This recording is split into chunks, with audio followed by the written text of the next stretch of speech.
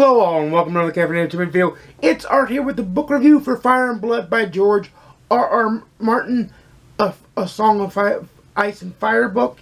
It is an adjunct to the Song of Ice and Fire. It is not the Winds of Winter. It is basically the tome that is the House Targaryen family royal history, like you would find in the Citadel. It is the show that the HBO Max series or the HBO series House of Dragon is based on. It is very good. It is not book 6. Let's state that to be very, very clear. It's told from a historical perspective, as a matter of fact, with short little side stories to illustrate the point or to bring about the ruling class. It is a full Targaryen history of the Targaryen rule in Westeros and in the Seven Kingdoms. That being said, is it worth your time? Well, if you plan on watching House of the Dragon, that answer is a wholehearted yes. And if you want the full story of Westeros and the history of A Song of Ice and Fire, then that answer is also yes. It's a good book, but it's a different book. It's not a coherently, succinctly told story. It's told more as a history, as anecdotal evidence, and told almost matter-of-factly as well. It's very good. I listened to the audiobook, which is over 26 hours and narrated by George Guidell, like the rest of the Song of Ice and Fire books. I have also previously, because this was a read listen for me, because I've read it before, I have it in physical format as well. It's somewhere up there. Near the Song of Ice and Fire books, I think. It's somewhere back on those shelves. You guys will probably see it before I will. But it's a huge, humongous hawker with the red dragon on the cover, because I don't have the HBO tie-in edition. I have the original edition. And I love it, love it, love it very much. It's not my favorite George R.R. Martin Song of Ice and Fire book. That still belongs to A Storm of Swords, because a lot of things happen in that book. But is it worth your time? Yes. Is the Targaryen history important? Yes. I think it adds in a fuller picture, and I think that is the point, to add in a fuller picture of Westeros, how it was before the time of Robert Baratheon and before the original War of the Dragons, and because this tells the story of the War of the Dragons. It tells the downfall of House Targaryen as well, as it should, to be honest with you. It tells of a time when dragons were more prevalent and more plentiful, and it tells of a time when,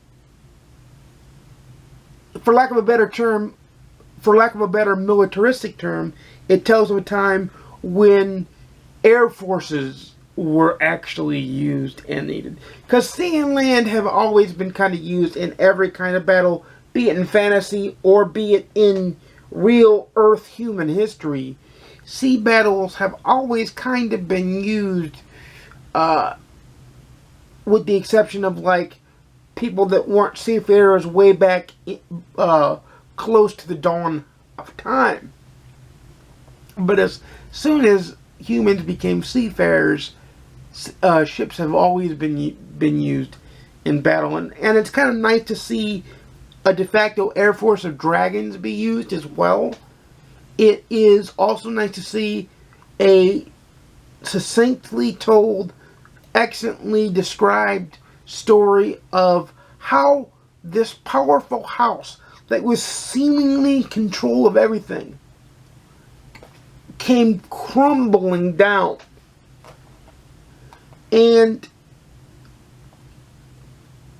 the long tome of a book that it is tells that story excellently. I give this book a 4 out of 5 on the GoodReads scale. Because it's not exactly perfect. Believe me, when it came out, it's not exactly what you want. And it's not like any other Game of Thrones, Song of Ice and Fire, George R.R. Martin book. It's told in a different way. It's told in a different style. It's still in the same vein. Still about the same universe. And still about Westeros and the Free Cities. But it's just a little bit off kilter that make it a little bit strange. The fact that it's not the 6th book, it's an adjunct to the main series, which, by the way, he has yet to finish, gets it a point off in my book, because it is a little bit slow and a little bit less succinct in that nature. But on my own scale, it's a read and own it, love it. I dearly love the book. Personally, for me, it's a 10 out of 10, 5 out of 5. But I'm looking at it objectively when I give it the GoodReads score. And I think that most, if you're really a Song of Ice and Fire fan, you already own this book, you've already read this book like me multiple times, and you're already watching the show.